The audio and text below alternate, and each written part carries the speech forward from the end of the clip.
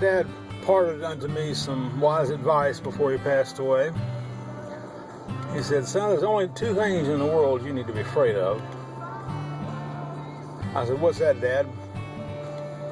He said, that's low-flying lightning and an empty plate. Well, it sounded like good advice, but I don't know why. Actually, it sounded like idiotic advice. But then he explained, as he burped loudly, well, if you sit there in front of an empty plate and stare at it long enough, you'll starve to death. All right. I guess somebody's stupid enough to sit there in front of an empty plate. That could happen. And he said, if you're walking outside and low-flying lightning hits you, it'll kill you. So that was his philosophy of life. Stay away from low-flying lightning and empty plates. My dad was a strange character. He loved a lot. A different women. He worked a lot, did not work it. He drank a lot when he had the money. But he had his good side. He was in the Marines.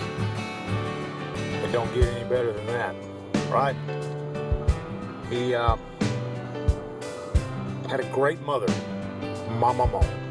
Her ice cream was delicious. If it hadn't been for my dad's grandma, I would have never known what chocolate ice cream tastes like. And I won't forget one thing he did for me that I really appreciated. When I was a little boy, my two brothers and I, my mom had to go to work, and she gave money to buy us dinner. She said, now buy them something good for dinner. He said, yes, ma'am. She left and went to work. He said, what boys, what do y'all want for dinner tonight? All three of us yelled the same thing. We want ice cream.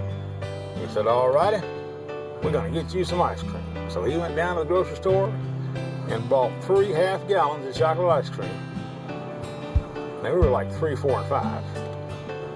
And he stuck them in front of the table, popped them open, gave us all a spoon, said, okay, eat what you can, what you can't eat, we'll put back in the fridge for later. I believe that was about the best dinner I ever had.